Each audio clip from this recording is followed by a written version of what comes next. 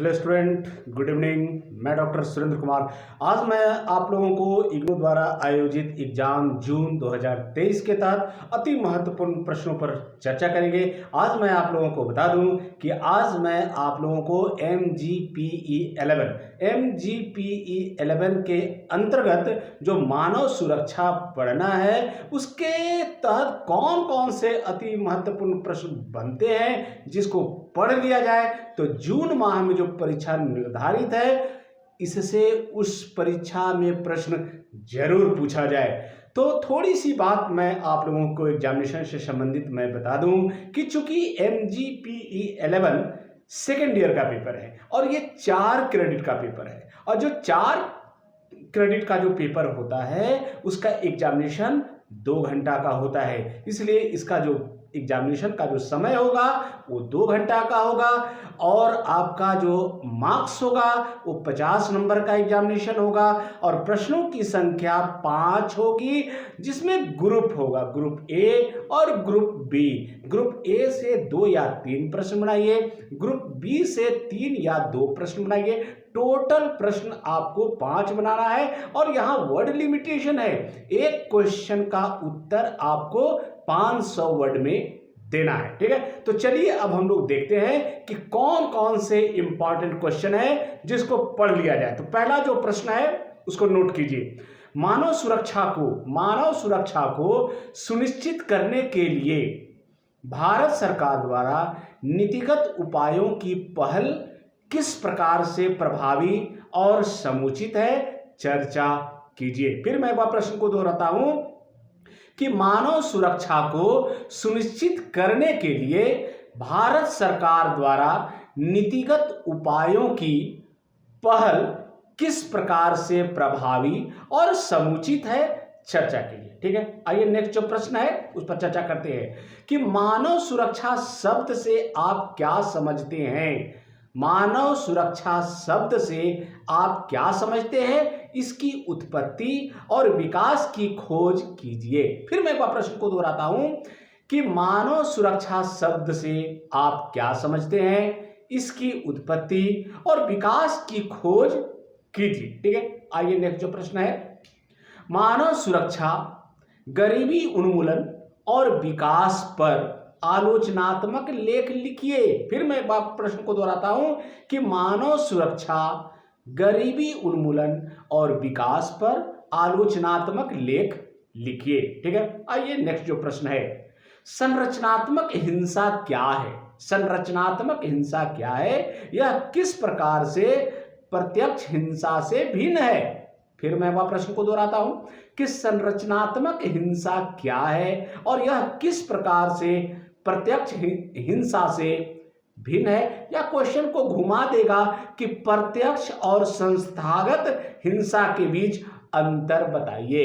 प्रत्यक्ष और संस्थागत हिंसा के बीच अंतर बताइए। ठीक है, आइए नेक्स्ट जो प्रश्न है, मानव सुरक्षा के क्षेत्र में अंतर्राष्ट्रीय सहयोग क्या है। मानव सुरक्षा के क्षेत्र में अंतर्राष्ट्रीय सहयोग क्या है और सहयोग के ज्ञान आधारित सिद्धांतों की चर्चा कीजिए। फिर मैं वह प्रश्न को दोहराता हूं कि मानव सुरक्षा के क्षेत्र में अंतर्राष्ट्रीय सहयोग क्या है, सहयोग के ज्ञान आधारित सिद्धांतों की चर्चा कीजिए। ठीक है, अब आइए नेक्स्ट जो प्रश्न है, मानव विकास क्या है। मानव विकास क्या है, यह मानव सुरक्षा की संकल्पना से कितनी निकटता से संबद्ध है। फिर मैं वह प्रश्न को दोहराता हूं, मानव विकास क्या है, यह मानव सुरक्षा की संकल्पना से कितनी निकटता से संबद्ध है। ठीक है, आइए नेक्स्ट जो प्रश्न है, राज्य हिंसा के विभिन्न सिद्धांत क्या है। राज्य हिंसा के विभिन्न सिद्धांत क्या है, इस पर एक सिंहावलोकन लिखिए। फिर मैं वह प्रश्न को दोहराता हूं कि राज्य हिंसा के विभिन्न सिद्धांत क्या है, इस पर एक सिंहावलोकन लिखिए, या प्रश्न को घुमा सकता है कि हिंसा के विभिन्न आयाम क्या है, ये किस प्रकार से असुरक्षा को और गंभीर बना देते हैं। हिंसा के विभिन्न आयाम क्या है, ये किस प्रकार से असुरक्षा को और गंभीर बना देते हैं। ठीक है, आइए नेक्स्ट जो प्रश्न है उस पर चर्चा करते हैं कि दक्षिण एशिया में मानव सुरक्षा की क्या स्थिति है, विस्तार से चर्चा कीजिए। फिर मैं वह प्रश्न को दोहराता हूं कि दक्षिण एशिया में मानव सुरक्षा की क्या स्थिति है, विस्तार से चर्चा कीजिए। ठीक है, नेक्स्ट जो प्रश्न है, आतंकवाद के आधारभूत कारणों की चर्चा और वर्णन कीजिए। आतंकवाद के आधारभूत कारणों की चर्चा और वर्णन कीजिए। ठीक है, आइए नेक्स्ट जो प्रश्न है, भारत में बाल श्रमिक पर टिप्पणी लिखिए। भारत में बाल श्रमिक पर टिप्पणी लिखिए। ठीक है, आइए नेक्स्ट जो प्रश्न है, खाद्य सुरक्षा के संदर्भ में भारत सरकार की प्रमुख पहलों को स्पष्ट कीजिए। इन पहलों की पर्याप्तता का आकलन कीजिए। फिर मैं वह प्रश्न को बताऊं कि खाद्य सुरक्षा के संदर्भ में भारत सरकार की प्रमुख पहलों को स्पष्ट कीजिए।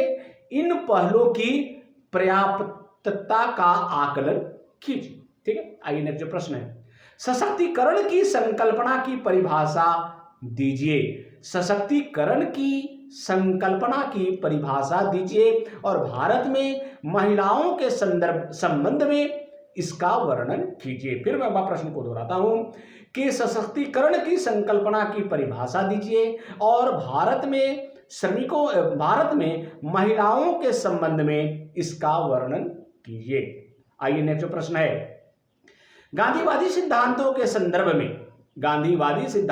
संदर्भ में मानव सुरक्षा क्या है। गांधी के अनुसार यह मानव विकास में कैसे सहायक होगी। फिर मैं वह प्रश्न को दोहराता हूं, ध्यान से सुनिएगा।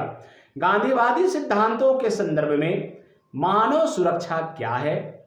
गांधी के अनुसार यह मानव विकास में कैसे सहायक होगी। या क्वेश्चन को घुमा सकता है कि अंतर्राष्ट्रीय सहयोग पर गांधी के समादेश क्या है। अंतर्राष्ट्रीय सहयोग पर गांधी के समादेश क्या।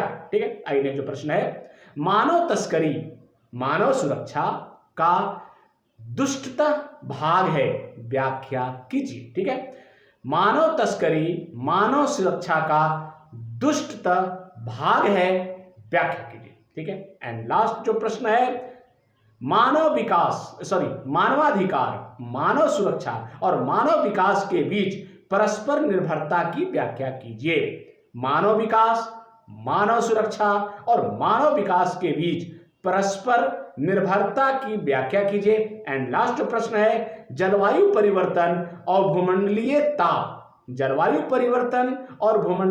ताप क्रम अर्थात ग्लोबल वार्मिंग वृद्धि मानव जनित है, व्याख्या कीजिए। फिर मैं वह प्रश्न को दोहराता हूं कि जलवायु परिवर्तन और भूमंडलीय ताप क्रम अर्थात ग्लोबल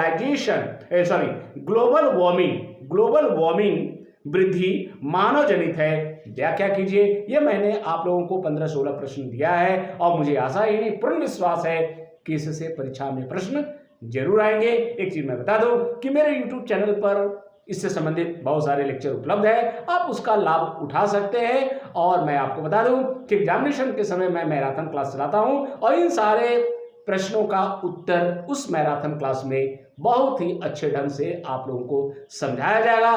तब तक आप लोग इस क्वेश्चन को नोट कर लीजिए और मेरे YouTube पर जितने भी प्रश्न हैं इससे रिलेटेड उसको आप लोग देखिए। थैंक यू, धन्यवाद।